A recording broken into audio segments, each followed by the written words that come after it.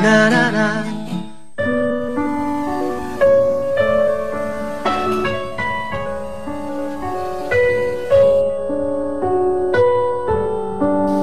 Sukali baru beberapa waktu yang lalu selesai menjalani operasi.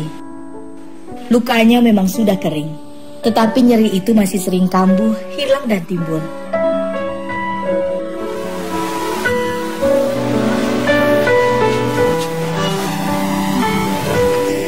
Obate dombe dhisik gak kemeng wetenge.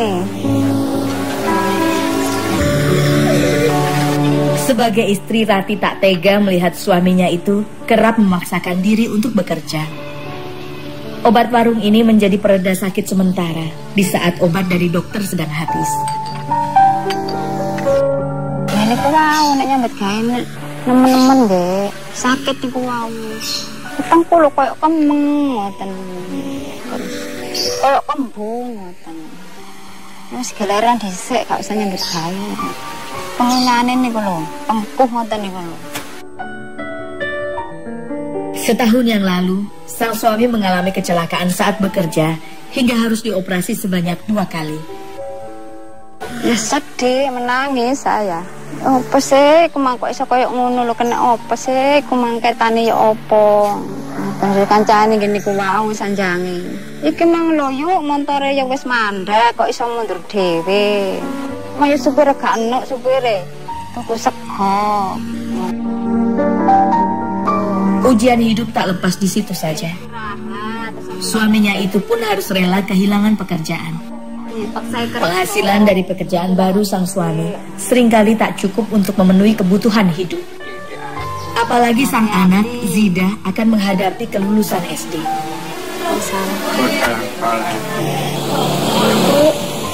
Kita ada tugas sekolah. Ya, gak sanggup ya, ganti duit ya. Hal itu membuat Rati lebih giat bekerja. Waalaikumsalam. Kadang mboten cukup, Pak. Dene aku pengen tumut kerja, ngoten cek sampe ngoten. Ngoten nyisakaken. Ngoten sakit, ngoten awake durung patek rasa, ngoten. Kok aku ana penggawean ngono ya aku sing kerja, ngoten kula.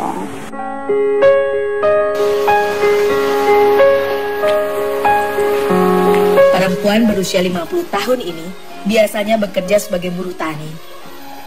Namun pekerjaan musiman itu membuatnya sering menganggur. 2 tahun terakhir ini, ia juga menjadi buruh industri rumahan di dusunnya. Ketane nggih buat tentang sapin, ganti duit. Terus kerja apa ya iki enake, ngoten. Terus kula tambah sagan iku. Ono penggawean tambah aku melok kok. Ngoten. Kaya ana Mbak ewang ngono aku iki ya wis marut-marut jahe, goreng krepek, marut klopo, ngoten. Di Dusun Centong, Kecamatan Gondang, terdapat industri rumahan yang memproduksi aneka keripik, termasuk keripik jahe. Keripik jahe atau yang disebut dengan ting-ting jahe ini bercita rasa gurih, manis, dan hangat. Assalamualaikum.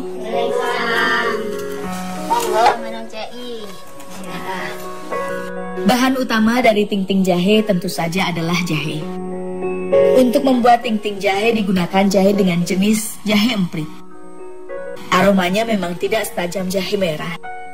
Namun cita rasanya lebih pedas dan hangat, membuat jahe emprit cocok digunakan untuk bahan olahan minuman dan makanan. Sebelum diolah, jahe emprit ini harus dikupas terlebih dulu. Bagian kulitnya memang tak diperlukan. Setiap kali berproduksi biasanya dibutuhkan 1 kg jahe yang akan dicampur dengan 4 butir kelapa. Namun jika sang pemesan meminta rasa yang lebih panas, takarannya pun akan diperbanyak. Berarti sampe numbah jahe ini. Iya.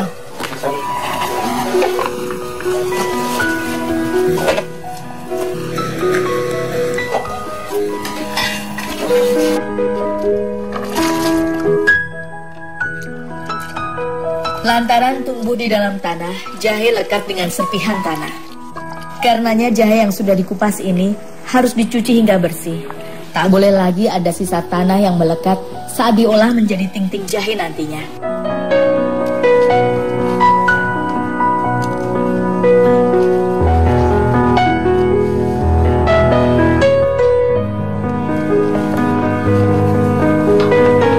Agar dapat diolah menjadi ting-ting, jahe emprit ini harus diparut hingga halus untuk mendapatkan sari-sarinya.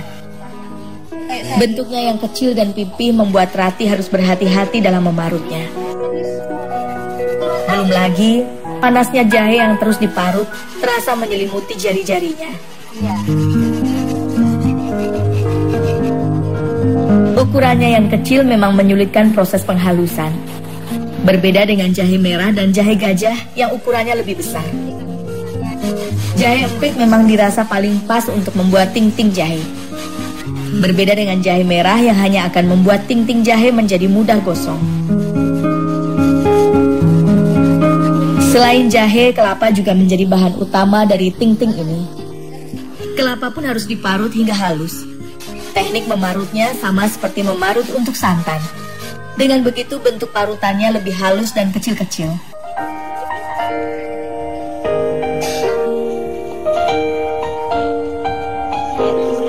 Parutan jahe dan kelapa ini dicampur dan diberi sedikit garam agar terasa gurih.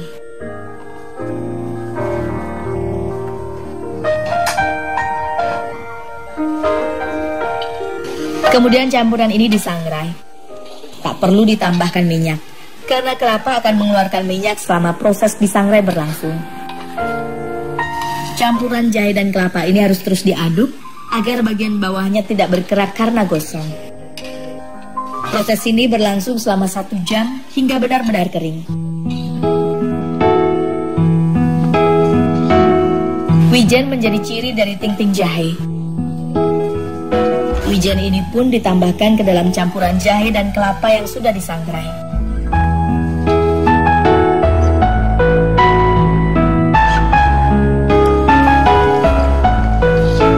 Dua centong gula pasir dipanaskan di atas teflon hingga mencair. Gula pasir pun harus dipilih yang putih dan kering. Jika tidak, ting-ting jahe akan bertekstur lembek nantinya.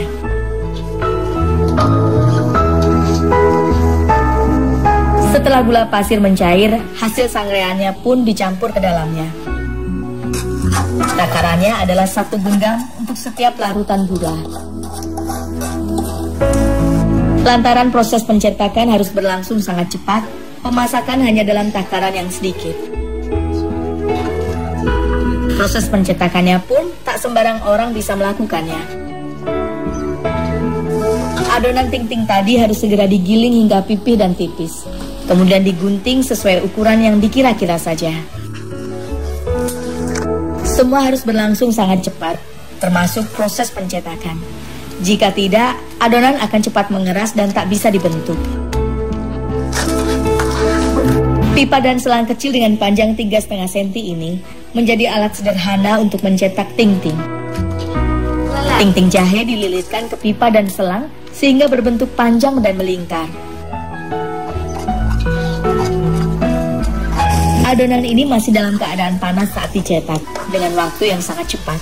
Jika tidak hati-hati, ting-ting jahe pun akan mudah retak. Karenanya Rati tak berani ambil bagian dalam proses ini. Ia hanya bisa membungkus ting-ting ke dalam plastik. Karena proses pembungkusan pun tidak boleh menunggu hingga ting-ting menjadi dingin. Nyetak mboten saged. Wis Mbak, wis sampean aja nyetak wis aku wis nyetak.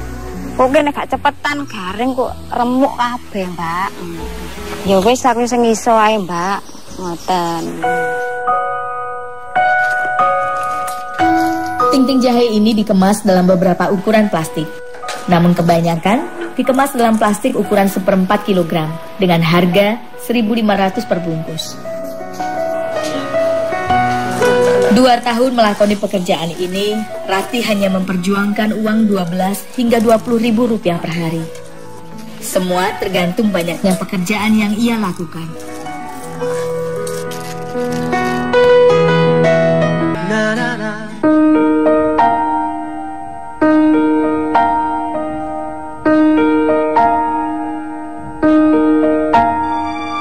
Hijaunya persawahan menandakan musim tanam sudah dimulai. Sedangkan musim panen sudah usai dan harus menunggu beberapa bulan lagi untuk masuk ke musim panen berikutnya.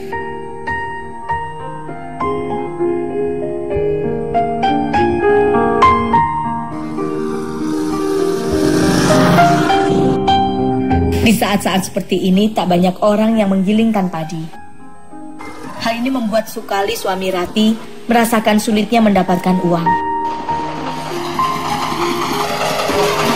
Pak, silat.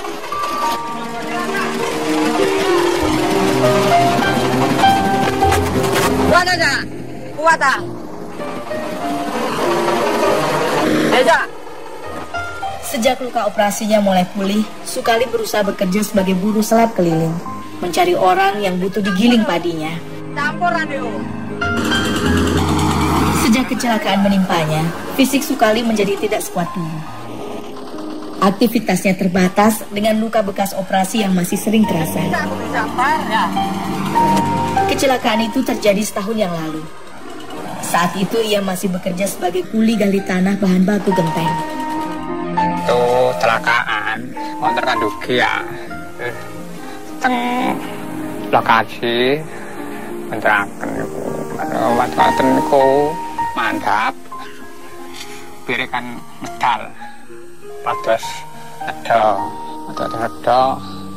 kula enggak kepahan itu yang tiga kula enten buri sing rencang kula enten samping matur-matur ben kantor pale darane kan onder.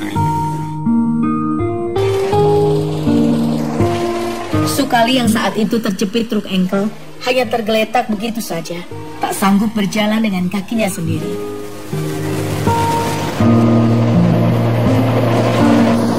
Setelahnya ia pun dibawa ke rumah sakit dan mengharuskannya untuk dioperasi.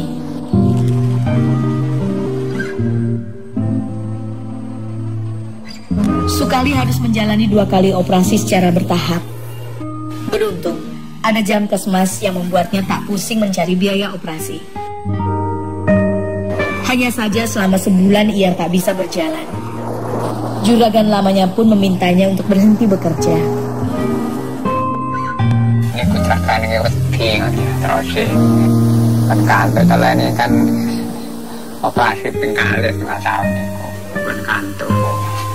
Cuma panik kan yang pertama lagi kilo mawon terus. Beruntung sang pemilik mobil seleb ini menerima Sukali bekerja bersamanya, meskipun upahnya tak sebanyak tempat kerjanya yang dulu. Ia masih bersyukur karena masih bisa menafkahi keluarganya. Kondisi Sukali saat itu membuat Rati sedih, hingga pikiran jelek pun sering menghampiri. Ya apa, bojoku nek gak tombo. Terus tiang-tiang niku ngeten. Wis kunduran engkel ya wis gak ngarani. Nek urip ngoten. Sekolah pun gak ada hati. Ya apa iki? Nek sampai gak ketulungan ngoten kula.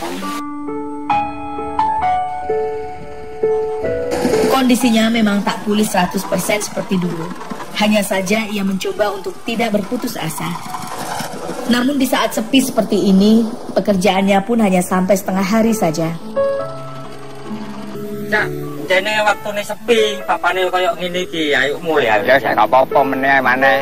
Saiki ana upah 12.000 kayak iki ya. Wis alhamdulillah. Ya, timbangane gak nyambut gawe Cak ya. Ya meneh ayo mlaku maneh. Nggak apa-apa. Ya disyukuri ae. Ya wis Cak, suwun lho Cak ya, meneh aja kapok lho meneh kalau maneh. Kenapa? Melok ya. Wis tak balik ya. Iya ya Cak. Lantaran sepi, upah yang diterima pun hanya Rp12.000. Assalamualaikum. Waalaikumsalam. Masak apa ini? Masak ketan. Gimana ngono duit titik, ini sepi. Ya wis gak apa-apa. Sebagai seorang istri, Rati menerima dan mensyukuri pemberian suaminya ini. Alhamdulillah. Hanya saja memang ada yang mengganjal di benaknya. Penghasilan mereka yang sama-sama kecil ini seringkali tak cukup untuk memenuhi semua kebutuhan. Mereka pun belum memiliki persiapan untuk melanjutkan pendidikan sang anak. Ya angen-angen ngeten ya apa iki. Anakku kate mlebu SMP, gurung ono biaya. Duwe apa ki sing digawe ngoten kan pikirane. Pengen terus sekolah. Kula ngenti ya wis sekolah iki ya tak golekno nak ngeten kula. Ya sak karep ibu ngoten sih. Ya tak golek-golekno lah nak kula tak usahakno ngoten kula.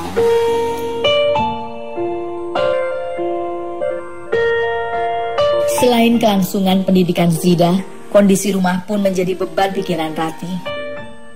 20 tahun sudah usia rumah gedek ini. Beberapa sisinya sudah dimakan rayap. Besar harapan Rati untuk bisa memperbaiki rumahnya. Namun uang yang ia kumpulkan hanya cukup untuk mengganti triplek di bagian depan saja. Sedangkan bagian belakang rumah masih dibiarkan begitu saja. Niku rumen tripleke niku ditedo rayap, ngundung-ngundung ngoten. Terus kula reman niku kula lumpuhaken. Ngoten-ngoten nggih niku kula damel ganti niku. Pas ganti niku nggih. Tripleke niku. Mboten enten yatrane. Ngarep mawon.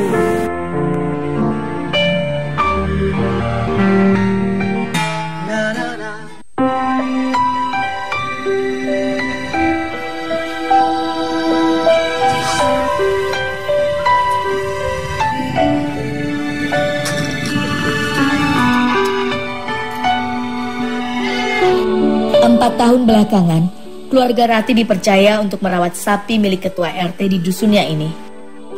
Setiap harinya, ia harus merawat dan memberi pakan untuk 2 sapi yang dititipkan padanya. Nantinya jika sapi itu melahirkan, hasilnya akan dibagi 2. Rati menaruh harapan besar pada 2 sapi ini. Awalnya ia terpikir untuk merenovasi rumah jika anak sapi bagiannya nanti laku terjual. Namun ada yang lebih penting. Zida sesaat lagi harus melanjutkan pendidikan ke SMP.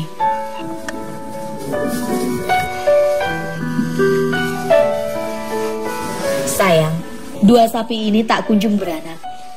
2 tahun sebelumnya Rati juga merawat seekor sapi yang tak kunjung beranak. Hingga sang pemilik kemudian menggantinya dengan sapi baru. Pak RT ya apa sih sapi ini rong tahun kok gak anak mana ya ditelai kok diganti ngoten. Sayangnya setelah diganti pun penantian itu tak kunjung terlihat hasilnya. Hanya seekor sapi yang berhasil berkembang biak. Ya nggih sanipun nggih kesel manten-manten nggih berdoa kula. Sekone pun nang meteng cek nang leburuan. Akhirnya setunggal niku pun metem. Terus yang setunggal niku nggih pun disuntikaken ping pindho. Menawi nggih saged hamil.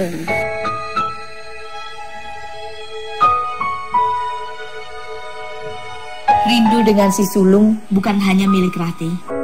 Kenangan akan kakak satu-satunya itu masih lekat di benak Zida.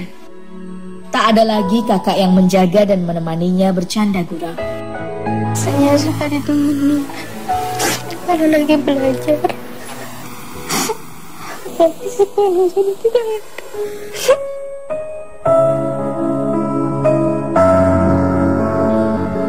Almarhum kakaknya itu seharusnya dioperasi.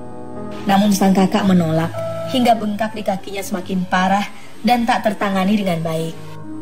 Ya jangan nyesal. Kan dulu penyakit niku kering usum ngoten nah. Terus kula kepikiran ngeten ya anakku biyen kok dioperasi nang waras bae ngoten. Tapi ya napa malih pun kadang.